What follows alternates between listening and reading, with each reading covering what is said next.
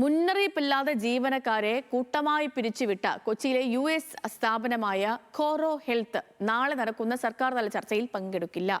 പിരിച്ചുവിടൽ നടപടികളുമായി മുന്നോട്ടു പോകാനാണ് കമ്പനിയുടെ തീരുമാനം. ജീവനക്കാർക്ക് നഷ്ടപരിഹാരമായി നൽകാൻ തീരുമാനിച്ചിരുന്ന 3 മാസത്തെ ശമ്പളം നൽകാൻ തുടങ്ങിയിട്ടുണ്ട്. സഹിൻ ആന്റണി വിവരങ്ങളുമായി ചേരുന്നു. സഹിൻ, ഈ ജീവനക്കാരെ പിരിച്ചുവിട്ടു എന്ന് പറയുമ്പോഴത്തേക്കും അത് 1, 2, 10, 15 അല്ല, 10,900 ആളുകളുടെ ജീവിതമാണ്. അത്രയും ആളുകളെ അവിടെ നിന്ന് പിരിച്ചു വിട്ടിട്ടുണ്ട്.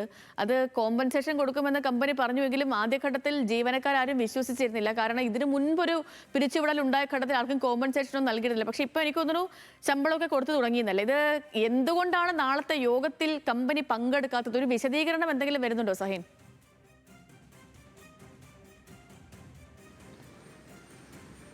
സേതു, അങ്ങനെ വിശദീകരണമൊന്നും കമ്പനി മുന്നോട്ട് വയ്ക്കുന്നില്ല. കേന്ദ്രത്തിൻ്റെ ലേബർ കോഡ് മുൻനിർത്തിക്കൊണ്ടാണ് കമ്പനി നാളത്തെ യോഗത്തിൽ പങ്കെടുക്കുന്നില്ല എന്ന് ചൂണ്ടിക്കാട്ടിയത്. മാത്രമല്ല, അത് സംസ്ഥാനത്ത് ലേബർ കോഡ് നടപ്പിലാക്കിയിട്ടില്ല എന്ന് കമ്പനി തിരിച്ചറിയുന്നുമില്ല.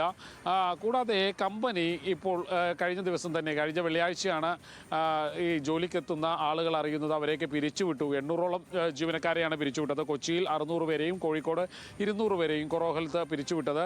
ഇത് US ആസ്ഥാനമായി പ്രവർത്തിക്കുന്ന ഒരു സ്ഥാപനമാണ്. അവിടുത്തെ സ്ഥാപനങ്ങളുടെ മെഡിക്കൽ കോഡിംഗ് നടത്തുന്ന ഒരു സ്ഥാപനം കൂടിയാണ് കോറോ ഹെൽത്ത്. ഈ കോറോ ഹെൽത്തിൽ നിന്നും ഇത്രയധികം ആളുകളെ പിരിച്ചുവിട്ടപ്പോൾ ആ പിരിച്ചുവിടലിൽ അവർക്ക് 3 മാസത്തെ ശമ്പളം അത് നൽകാമെന്നുള്ളതായിരുന്നു കമ്പനിയുടെ വാഗ്ദാനം. എന്തായാലും ഈ സർക്കാർ തല ചർച്ച അതിനു മുൻപ് വേണം എന്നുള്ളൊരു ആവശ്യം മുന്നോട്ട് വെച്ചിരുന്നു. തൃക്കാക്കര MLA ഉമാ തോമസ് അടക്കമുള്ള ആളുകൾ ഈ ആവശ്യവുമായി മുന്നോട്ട് വന്നിരുന്നു.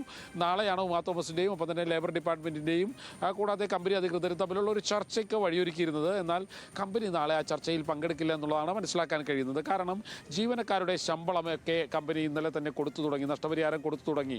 അതായത് ആദ്യം പിരിച്ചുവിടൽ അത് മരവിപ്പിച്ചിരുന്നെങ്കിലും അതിൽ പിന്നീട് കമ്പനി അതിൽ നിന്ന് പിന്മാറി. പകരം പിരിച്ചുവിടൽ ഉറപ്പിച്ചിരിക്കുകയാണ് കമ്പനി. ഇത്രയധികം ജീവനക്കാർ, 800ഓളം ജീവനക്കാരെയാണ് ഒറ്റ ദിവസം കൊണ്ട് കമ്പനി പിരിച്ചുവിടുന്നത്. സേതു.